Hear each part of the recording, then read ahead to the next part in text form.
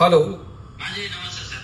नमस्कार अपना शू हाल परिस्थिति वलसाड जिल्लाમાં આ સાહેબ આજે તો કોઈ માનવ મૃત્યુનો કે પશુ મૃત્યુનો બનાવ નથી બન્યો। ખાસ કરીને એક આપણે પેલો 16 જણ કે નાના મોટા દેખાય અંબેટીમાં એ જોયું મેં અંબેટીમાં આપણા યાત્રીઓ ફસાયા હતા બસમાં એને આપણે રેસ્ક્યુ કરી અને 3 લોકો બીજા રેસ્ક્યુ કર્યા એ પણ મેં જોયું જે પાલી હિલ્સમાં ફસાયેલા હતા। હવે વલસાડ સિટીમાં ક્યાં ક્યાં હમણાં પાણી ભરાયા છે? છીપ્પાડ પછી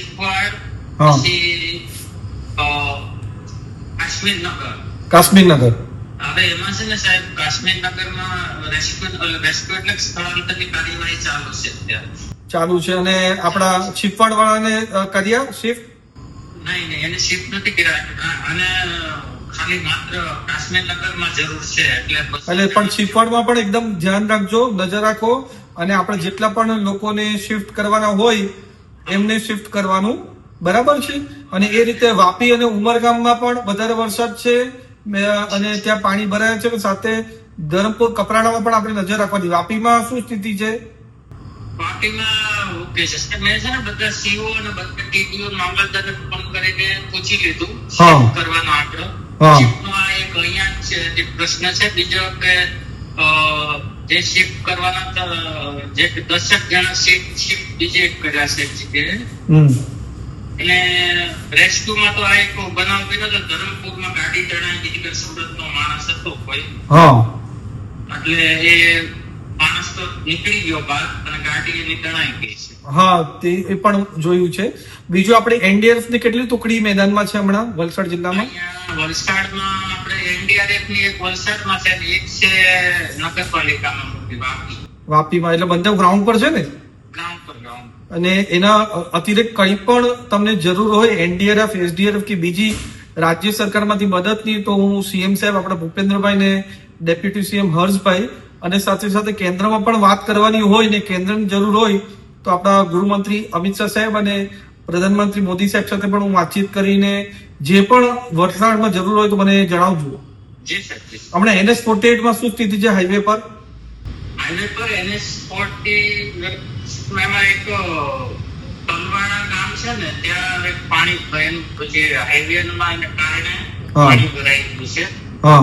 નેશનલ હાઈવે વાળા સાથે વાત કરી તો નેશનલ હાઈવે વાળાએ કીધું કે એક ગ્રામ પંચાયત વાળાએ થોડું એના નાણાં જે ગટર લાઈન છે એને પહોળી કરવી પડે। હું નેશનલ હાઈવે ના જે પીડી છે પ્રોજેક્ટ ડિરેક્ટર અને આરઓ સાથે પણ હું વાતચીત કરી લઉં છું। એ રીતે છે ને જે આપણો NH-56 છે ધરમપુર કપરાડા પાડી વાપી વાળો એની પર બી ધ્યાન રાખજો। રસ્તા કેટલા બંધ થયા છે હમણાં જિલ્લાના? આપણે રસ્તા બંધ છે એટલે 300 રસ્તા બંધ છે। એટલે આપણે ડુબાવ કોઝવે પર કોઈ પણ માણસો જાય ને તેની જરા તકેદારી રાખો અને હમણાંથી જ આપણે કલેક્ટર સાહેબ સાથે સંકલનમાં કરીને ડીઓ વલસાડ સાથે સંકલનમાં કરીને કાલની રજા પણ આપણે ડિક્લેર કરાવી દેવું તાકી આપણે ગયા વખતે શું લેટ રજા જાહેર કરીએ ને તો વાલીઓને ખબર નથી પડતી એટલે એમને આપણે એડવાન્સમાં એમને જણાવીએ વાલીઓને। એટલે આજે હમણાં વાતચીત કરીને કાલની રજા જાહેર કરાવી દેવું કારણ કે વલસાડના પાણી કદાચ નહીં પણ આવે વરસાદ કાલે પણ પાણી ઓસરવામાં પણ સમય લાગે ને ભાઈ છે જ એટલે તમે હમણાંથી રજા ડિક્લેર કરાવી દો। બીજું મને છે ને અલગ અલગ ગામોથી ફોન આવી રહ્યા છે, ઓવાડા ગામમાં પાણી ભરાય છે ને બીજા બધા ગામોમાં, એટલે જેમ જેમ આવે તેમ તેમ હું તમને મોકલતો જાઉં છું, કલેક્ટર ડીડીઓ સાહેબને પણ મોકલું છું। એટલે તમે આ આપણા લોકોને કોઈ પણ જાતની બીજું અસુવિધા ના થાય એ ધ્યાન રાખજો ને કંઈ પણ જરૂર હોય રાજ્ય સરકાર કે કેન્દ્ર સરકાર તો મને જણાવો। હા મારી સાથે સતત સંકલનમાં રહેજો। વાપી પર અને ઉમરગામ પર બી ખાસ ધ્યાન આપજો ભાઈ। હા ક્યાં કે ઉમરગામમાં પણ બહુ વિસ્તારોમાં પાણી ભરાયા છે। હા લોકોને કોઈ પણ જાતની બીજું આપણા દરિયાકાંઠે તિથલ છે, ઉમરગામ છે, નારગોલ છે, ઉમરસાડી છે ત્યાં પણ લોકો દરિયાકાંઠે ના જાય, આપણા માછીમારો પણ ના જાય।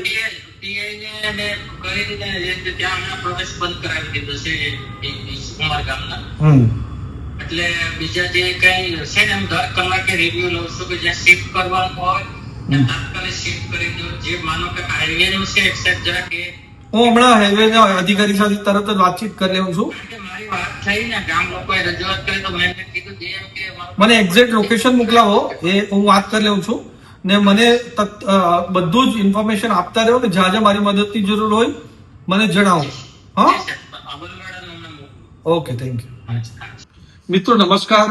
જે પૂરા દક્ષિણ ગુજરાતની અંદર અતિ ભારે વરસાદ પડી ગયો છે અને ખાસ કરીને વલસાડ, નવસારી અને ડાંગમાં અતિ ભારે વરસાદ પડ્યો છે. એના કારણે ચાહે શહેરી વિસ્તાર હોય કે ગ્રામ્ય વિસ્તાર હોય, એ વિસ્તારોમાં પાણી ઘૂસવાની ઘટના સામે આવી છે. સાથે સાથે ઉપરવાસમાં પણ વધારે વરસાદ પડી રહ્યો છે. એના કારણે નદીઓ પણ બંને કાંઠે વહી રહી છે અને કારણે આ પૂરા તણેવ જિલ્લાની અંદર પાણી ભરાવાની ઘટના આપણી સામે આવી છે. હું પોતે હમણાં દિલ્હી ખાતે છું, કારણ કે દિલ્હીમાં ચોમાસું સત્ર ચાલી રહ્યું છું, પણ હું સતત પૂરી સ્થિતિ પર મોનિટરિંગ કરી રહ્યો છું અને તણેવ જિલ્લાના અધિકારીઓ સાથે સતત સંકલનમાં રહીને આપણા લોકોને કઈ પણ જાતની અસુવિધા ના પહોંચે એના માટે પૂરો પ્રયાસ કરી રહ્યા છે. બધી જ સૂચના તણેવ જિલ્લાના અધિકારીઓને આપી છે. સાથે સાથે તણેવ જિલ્લાના અધિકારીઓને એમ પણ કહેવામાં આવ્યું છે કે આપણા કેન્દ્રની કોઈ જરૂર હોય કે રાજ્યની કોઈ પણ જરૂર હોય તો અમને જણાવજો. અમારી એડિશનલ એનડીઆરએફની ટુકડી કે એસડીએફની ટુકડીની જરૂર હોય તો બધી જ આપણી રાજ્ય સરકાર અને કેન્દ્ર સરકાર પૂરી પાડવા માટે સક્ષમ છે ને એમણે ખાતરી પણ આપી છે. સાથે સાથે ખાસ કરીને વલસાડ જિલ્લાની અંદર આજે સવારે અંબેઠીમાં 18 જેટલા યાત્રીઓને બસમાં ફસાઈ ગયા હતા, એમને પણ રેસ્ક્યુ કરવામાં આવ્યા છે. એ જ રીતે વલસાડના પાલી હિલમાં પણ 3 જેટલા મજૂરો ફસાઈ ગયા હતા, એમને પણ રેસ્ક્યુ કરવામાં આવ્યા છે. આ પૂરી સ્થિતિ પર અમે નજર બનાવીને રાખી છે. સાથે સાથે નેશનલ હાઈવે 48 અને 56માં પણ પાણી ભરાવાના લીધે હાઈવે જામ ના થાય એના માટે પણ પૂરો પ્રયાસ કરી રહ્યા છે અને નેશનલ હાઈવેના અધિકારીઓ સાથે પણ સતત સંકલનમાં છે. હાલ જે અમને માહિતી મળી છે એ પ્રમાણે 300 જેટલા રસ્તાઓ વલસાડ જિલ્લાની અંદર બંધ છે અને ડુબાવ કોઝવેમાં પણ ખાસ કરીને લોકોને અને અમારા તંત્રને અમે જાણ કરી છે કે લોકો એમાં ના જાય એના માટે પણ પૂરો પ્રયાસ કરી રહ્યા છે. સાથે સાથે જે દરિયાઈ કાંઠે વિસ્તાર છે, ચાહે અમારો તિથલ હોય, ઉમરસાડી હોય, અમારો ઉમરગામ હોય કે પછી નારગોલ હોય, એમાં પણ કોઈ પણ લોકો ના જાય એના માટે પણ તંત્રએ એની સૂચના પણ આપી છે અને બધી જ તંત્રએ તૈયારી પણ કરી છે. આ જ રીતે આપણે બધા સાથે લોકો મળીને કામ કરીએ. હમણાં ખાસ કરીને અમે હેલ્પલાઇન નંબર પણ ઇસ્યુ કરવાના છે જલ્દીથી જલ્દી અને તણેવ જિલ્લાના કલેક્ટર સાહેબ અને ડીઈઓ અને ડીડીઓ સાથે વાતચીત કરીને, કારણ કે કાલે પણ વરસાદની ભારે આગાહી છે, એના કારણે તણેવ જિલ્લાની અંદર શાળા, કોલેજ અને આંગણવાડીમાં પણ રજા ડિક્લેર થાય એના માટે હું વાતચીત કરીને પૂરી ફોરકાસ્ટ જોઈને આપણું જિલ્લા તંત્ર નિર્ણય કરીને જલ્દીથી જલ્દી એના પર બી નિર્ણય લેવાય એના માટે પણ પૂરો પ્રયાસ કરશું અને અમારા તરફથી સાંસદ અને મારા કાર્યાલય તરફથી જે તે જરૂરિયાત હોય બધી જ જરૂરિયાત આપણા લોકોને પૂરી પાડશું. બધા લોકોને અપીલ છે કે અગર તમારી ઇમરજન્સી કામ ના હોય તો હાલ પૂરતું તમે તમારે ઘરે, વરસાદ પડે છે એટલે ઘરે જ રહો અને કોઈ અસુવિધા થાય તો અમને કે તંત્રને જણાવજો. અમે પૂરો પ્રયાસ કરશું કે તમને જલ્દીથી જલ્દી સપોર્ટ અને હેલ્પ કરીએ. જય હિન્દ.